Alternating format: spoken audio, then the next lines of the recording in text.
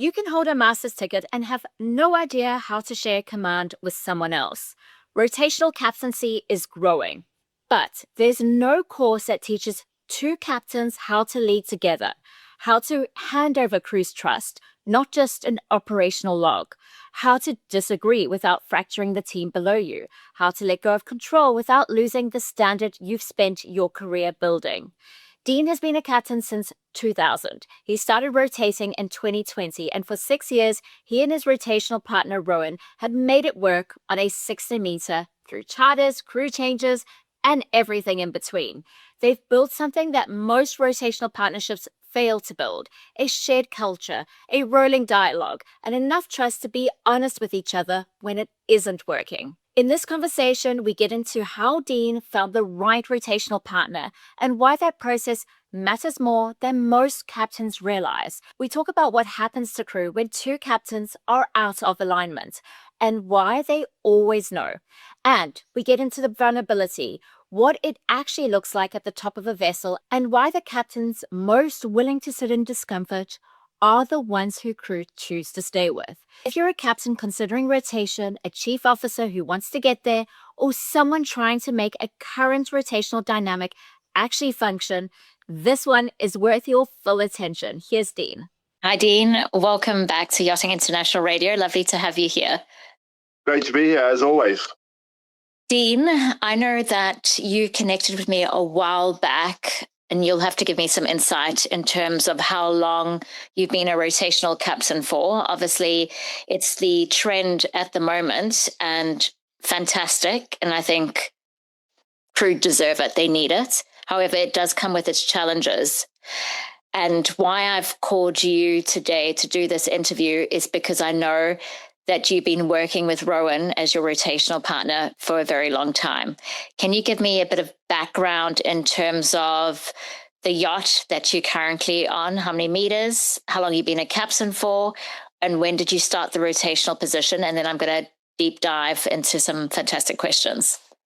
Sure, absolutely. So basically started yachting in, 91. Started in yachting, got my captain's ticket in 2000, and was a captain pretty much straight after that through till now. And then I got onto this boat in 2019 and got the rotational position on here 1 year after that. So in April of 2020 was when I started rotating, was allowed to start the rotation. So interestingly, I haven't been rotating that long, and this is my first rotational job.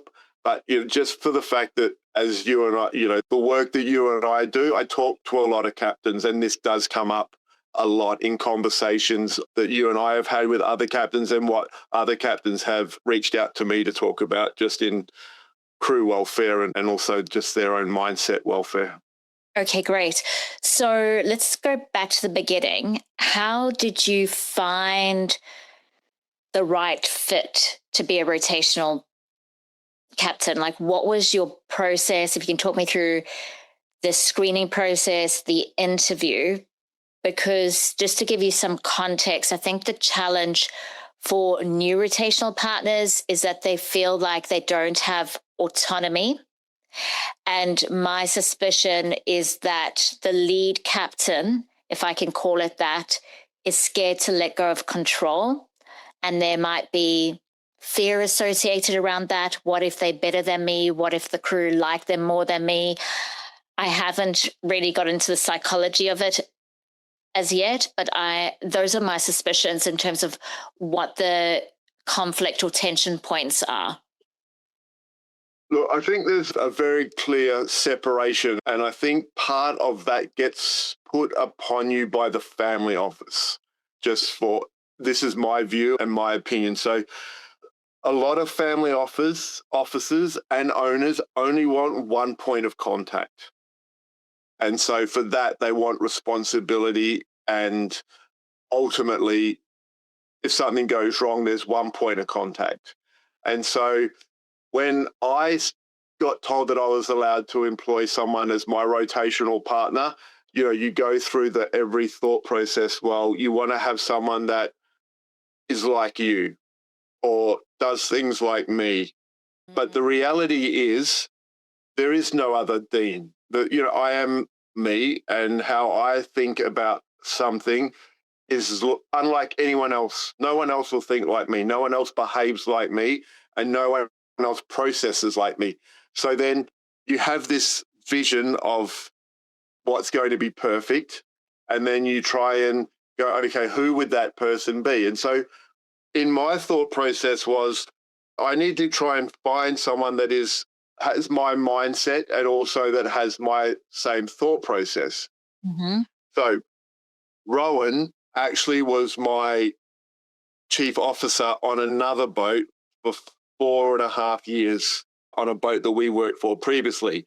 He then went away and started his journey as a captain, and he worked on a smaller boat on his own for a while and then moved on to a bigger boat as a captain. And then when I got given the green light to go ahead and employ a rotational captain, my thought process was, well, that's a good fit for me because we've worked together. We know we can work together because he was my chief officer.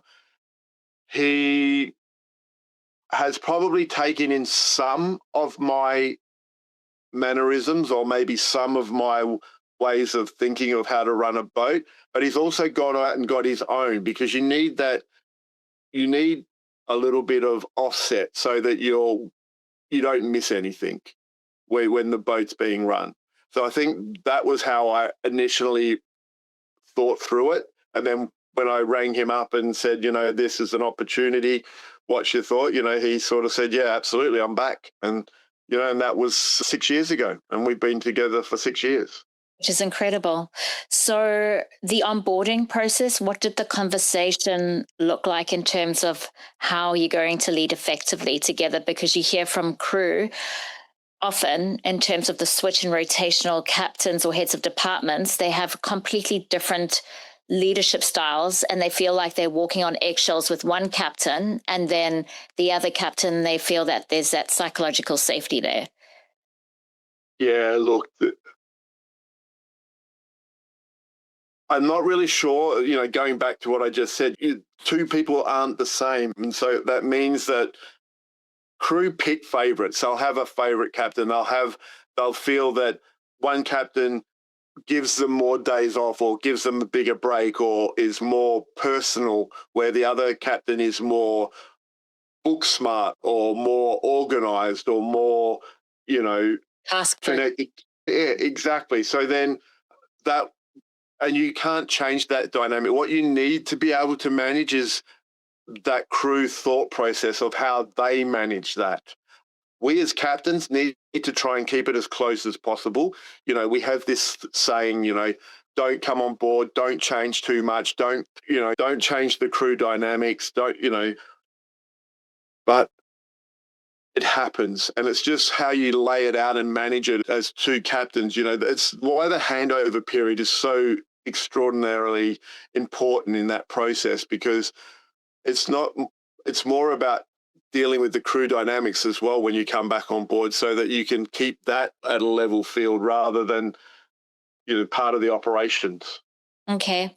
So because you've had the privilege of working with Rowan, so you've had more insight into his character, what does it take in terms of when two leaders come together? What skills do you think are required in order for them to lead effectively, seamlessly? Openness, willing to compromise, to have clarity in what you're trying to do, acceptance, vulnerability. Yeah. Have the ability to say, okay, well, I made that mistake, Yeah. and also too, don't say, well, I wouldn't have done that like that, because a crew member will jump on that and just go, whether it's your HODs or whatever, as soon as you start to show a difference between your rotational partner, then that's when it sort of goes apart. And then work through it with him when you come back on board for the swing process. Rowan and I talk a lot. Like, when I'm off the boat, we chat every couple of days just on bits and pieces. If we're making crew changes, we're always both included in the process. If anything operational is going to change, we stay within we have a rolling dialogue. So yeah, I think that's also very important. And that would make all the difference that you are on the same page. So what are the challenges that you hear from crew reaching out to you in relation to the subject of being a rotational partner, and perhaps some of their frustrations, and maybe we can workshop them and find some solutions? Not trusting the other captain's calls, over documenting justifications of their decisions. So they'll make a decision on board and you get back on board. And this is what I'm hearing, not from what's happening with us as we operate our boat. Yeah, they over-document so they go, oh, I'm going to do this, but then they write down all their reasonings for doing it. They've got documents. You come back from your swing and there's a whole list of reasons why they've done it because, and then the net result of that is they weren't confident in their decision, so they're over-justifying it, you know what I mean, to protect themselves. They try to reset the boat every time they come back from a swing. So one captain comes in, the other captain comes back, and then they just start again. And then the crew you lose the crew because they don't know where they stand. They don't know what. And look, I've had that comments from crew on Arients at some points too, where they go, oh, Rowan likes it like this, which is okay, and that's fine. So I just need to understand why that crew member says it's like that, and then understand it. And I'm okay with that. If that works for everyone, then we just leave it like that. It's not me coming back and just like, okay, well, that's how we were doing it. But if it's working and it's a better way, then all for it. It's about trying to make the balance on board the boat have an equilibrium across the board. Do you think ego often gets in the way of having a constructive working relationship? I do. I think part of new captains that come into rotation is they're generally coming from a boat where they're the captain, so they are solely responsible.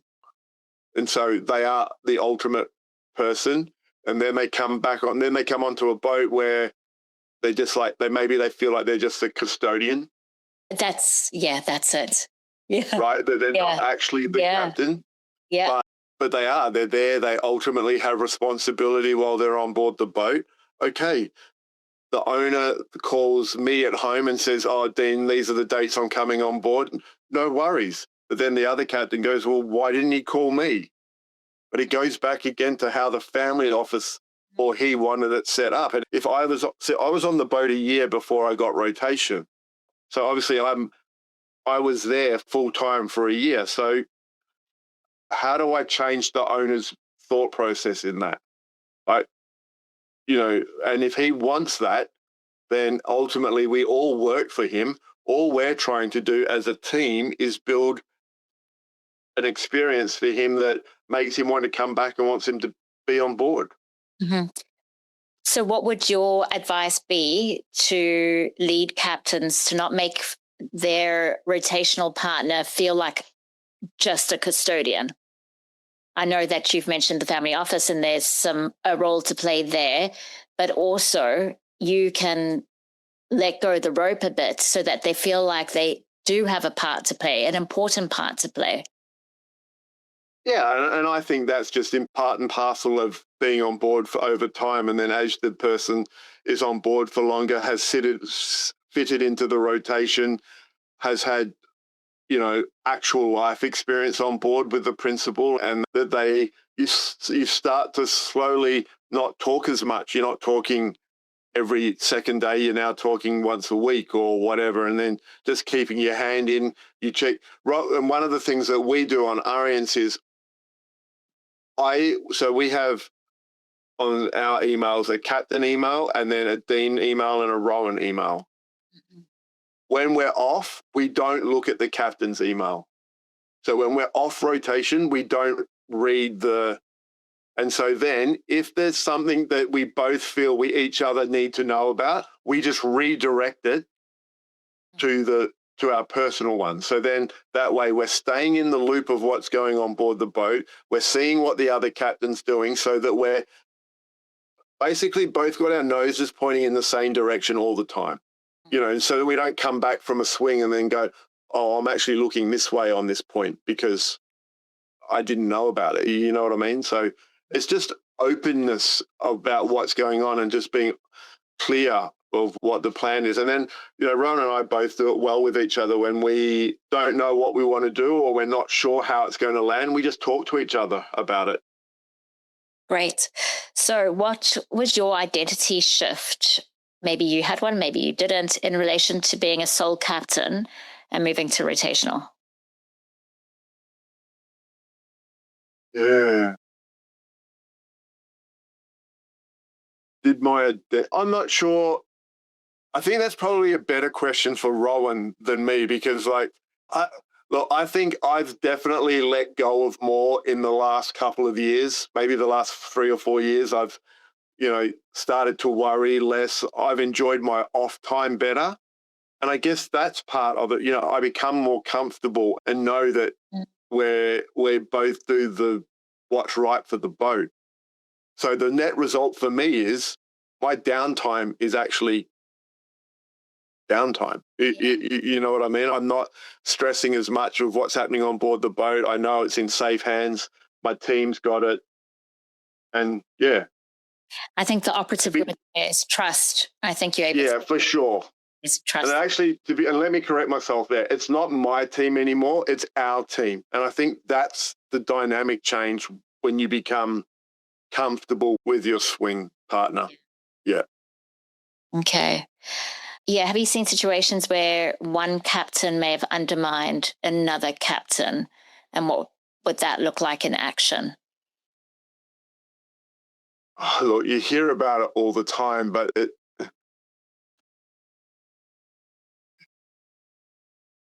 I think it more comes down to, I think the most situations where I hear about it is dealing with crew or where discipline on boats happen with crew or what's acceptable for one captain might not be acceptable for another. And, not having clear laid out definitions of safety protocols on board the boat, and that's where I think it falls apart the quickest. Okay. Quietly correcting things when we're not aligning. Mm. So what support do you think could be helpful to prepare captains for that rotational dynamic? Because you don't learn about it. There's not a course that teaches you how. Obviously, with leadership, certainly where you can learn to practice active listening, hearing one another, communication, how to deal with conflict or your own emotions if you're feeling frustrated or if you feel like you've got the thumb on you and you don't have any autonomy in what you do. But you are there for crew and you coach and you guide them. Do you think there needs to be something more formally put in place to help with that transition?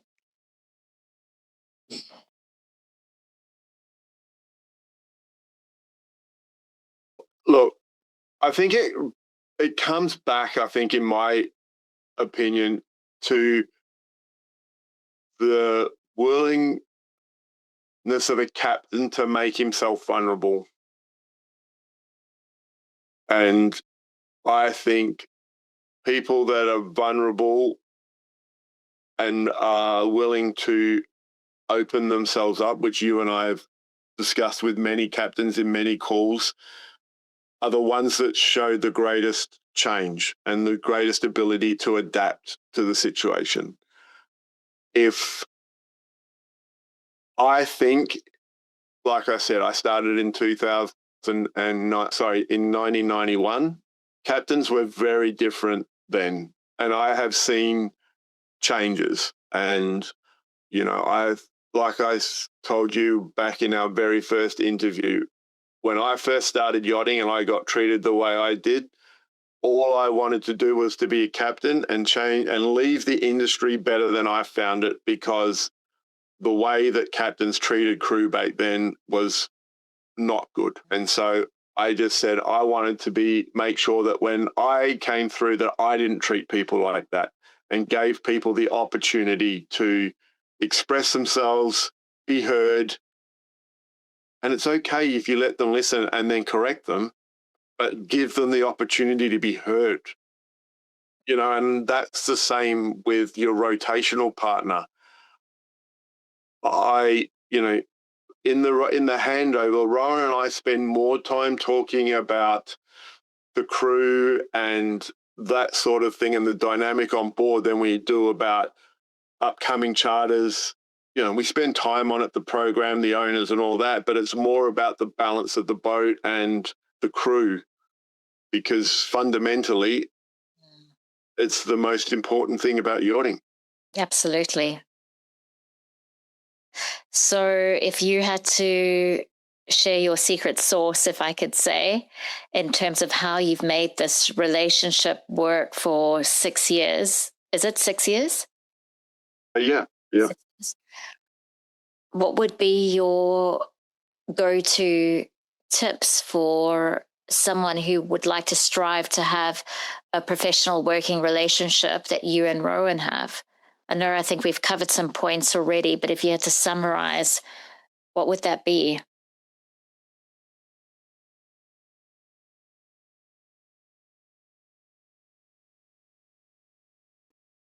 I think cherishing, if you're going to decide that yachting's your life and your career, your years as chief officer, as you come up through the ranks, is super important. And if you find captains that you really gel with and stuff, you need to nurture that and build on that so that down the line, you never know, so that one day when they go, you know what, I need a captain, I need another person to come and work for me, that they think of you. You know what I mean? Never burn a bridge, is as the saying goes. Nurture that position, create that, and then you never know what's going to happen. It's a very difficult thing, because when you need to go out and find a new captain for a new role, it is very upsetting in the dynamic of the boat. It changes the feeling of the boat. It changes the whole infrastructure. So yeah, it's super hard. I get where you're coming from by saying to us, can we create any formal planning or formal training of weights to make sure that the transition is smooth and that the operation stays steady? But we're in a people-driven industry. And so that connection between people, if the captains don't have it, then it just amplifies down through the crew. And I think it's also attitude. You can't think that you're going to have a great relationship if you think you're better than the other. 100%. Yep. Willingness to make mistakes, willingness to accept mistakes, have empathy to those that do make mistakes, especially if your thought process is that you're the senior captain or you've been there longer, or however the family office sets it up. You need to be able to manage that. So vulnerability, I love that word because it's such a powerful leadership skill. And I think in our industry, which has a lot of ego, how do you teach vulnerability specifically within your team? Obviously, you have to show it yourself. It's leading by example. But have you seen your team become more vulnerable since you've been at the helm for 7 years? I know that crew come and go, but you've had your heads of departments for a very long time. Have you? Yeah, I'm blessed with that. I've been very lucky with that situation. I think one of the biggest things that I try and teach people is the ability to listen. So much good comes from just saying nothing. So much. They have the ability to sit there and give them the space to talk. Crew will generally resolve the problems themselves if you give them the space of silence. Yeah, and you've got to be comfortable with giving that silence. Yeah. And and give them the time to do that. You know, we're busy, we work hard, we've always got things on our plates. It's shipyards, it's charters, it's owners' requirements, it's all the paperwork, it's the management companies. But when the crew comes to you and they want something, you've got to give them that space, and everything else shouldn't matter at that point. Well said, Dean. Anything that I haven't covered that you would like to speak to? No, look, I think it's a great question, but I'm not really sure if we've answered does this industry need a specific format for rotational captains? I think I'm not sure if there is a real true answer to that. It's the ability of how two people react together. And however you two at the top react together, it amplifies down quickly. And that's the result, you know. And the two of you together aren't the same person. And it will never be that you are not two of the same pod. You know, you have different thought processes, like I said before. And so that's how you have to deal with it, not more like, okay, you need to be like me, because it'll go wrong like that. And I think it's always helpful to start with a vision and work backwards. So asking your rotational partner, what do you see for the operation of the vessel? What are the owner's needs? How are we going to meet those needs? What sort of team are we looking for to fulfill the objective of what we're striving for, and what culture do we want on board? Because the behaviors that you're going to see on board has to match the culture that you're trying to create. So it's a dance between all these different aspects. And I think if you can use those skills, as you said, listening, having an open conversation, being vulnerable, like this situation makes me feel comfortable, or I don't feel 100% about this particular hire. Can we talk about it? I think it requires that ongoing openness. I think everything that you've shared here, Dean, has been fantastic and certainly useful moving forward for those who are struggling. Thank you so much for your time. Always happy to be here and to talk with you, Karine. Thanks. If your brand belongs in the heart of the yachting world, this is where it happens. Yachting International Radio reaches over 1 million yachting professionals and enthusiasts every month, with 77 million impressions, 220,000 social followers, and 74,000 podcast subscribers. Our hosts are insiders, crew, captains, CEOs, trusted voices shaping the industry. This is targeted, high-impact advertising in a luxury niche. Visit yachtinginternationalradio.com/advertise. Your audience is already listening.